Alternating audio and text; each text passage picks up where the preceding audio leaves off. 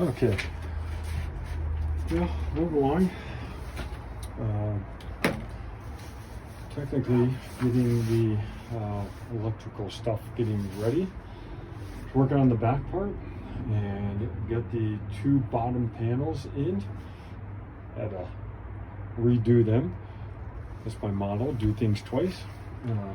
Started putting in the final nails on this side of the bottom panels. Came over here and I was off by a 1/4 inch. Got to get the foundation right. If I don't get it right on the bottom, then it's just going to be all messed up on top. So I had to pound those panels back out, pull the nails, pull the staples out, and then redo it. So got it in, and it's looking pretty good.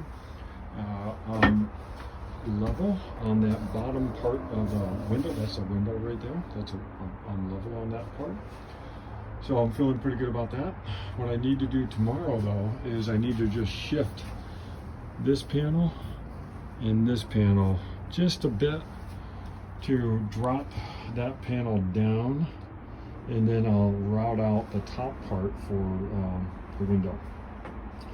And I'm a little long because I cut each of my panels a little long, and as I cut them each a little bit long, that made the next one long. So an 1/8 of an inch here, 1/4 of an inch here, all of a sudden we're 3/4 of an inch off over here. So that's how it works, but it's all coming together. I've got the bed platform temporarily set up. And I wanted that set up because that's where I'm going to put my battery. That's in the rear storage, which is fine. What I may do ultimately is cut a part out right here on the bed frame, and then put some hinges in, and then I can access the battery if I need to from inside, or I can access it from outside. I'm going to have a power control center that has the fuse box, and I think I'm going to cut this out right here and put that in here so it's accessible from inside the camper. The other way is I build something in here entirely, and I have the power control center back here, and I have sort of a wall in there to connect that to. I'll see which way I want to go.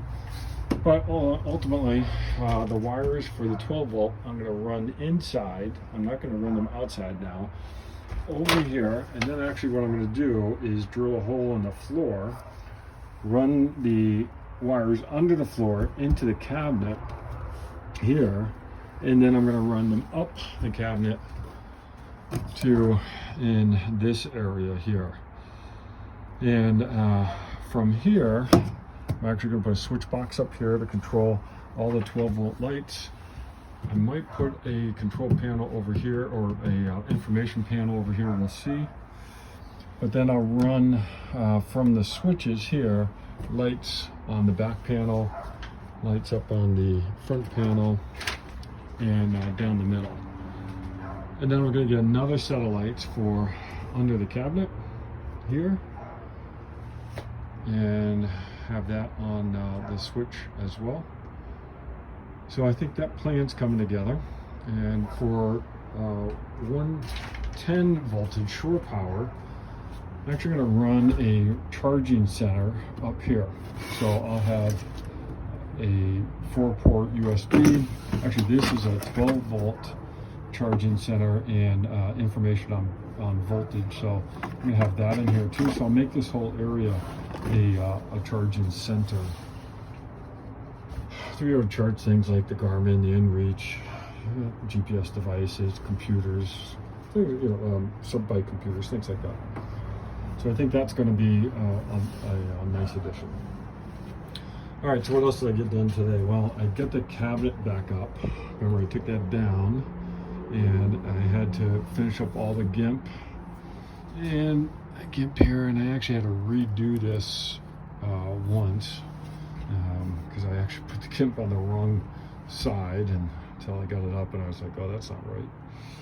put some trim in. I'm going to put another nail here just to hold that down, but I actually like the 2-inch trim. That actually looks pretty good. I did run that all the way down to the floor and up to the ceiling. I didn't really need to, but actually I think it worked out all right. All right, so I got that trim in. I put in a piece of trim over here as well, and I did my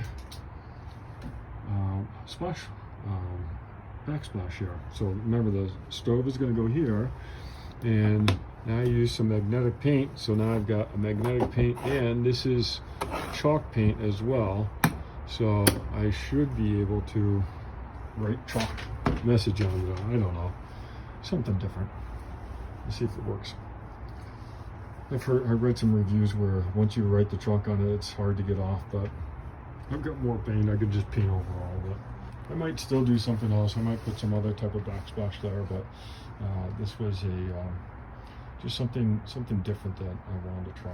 Of course, it's leading to some problems because I don't know what I'm going to do with this. I don't like this here, so I might have to figure out some type of molding to go over this end part of the cabinet.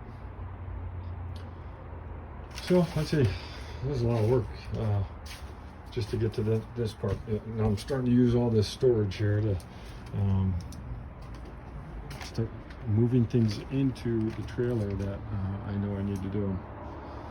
I'm gonna get this key sheet nailed down tomorrow. It's just sitting here right now, and I'm gonna nail this down to where I think it needs to be. I'm gonna take a chance.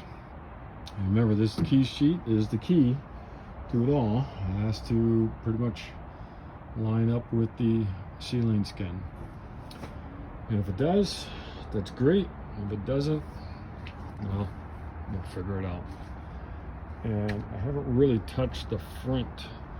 I'm actually gonna wait a bit until I get the skins up, and then I'm going to see what the front looks like, because these two wings were the most damaged from rot. So I built them as best I could, but I need to see how the skins will sort of define where the front is and how things line up, and then I'll be able to build the front from the key sheet going all the way down to the bottom. Okay, I think that's it for this update.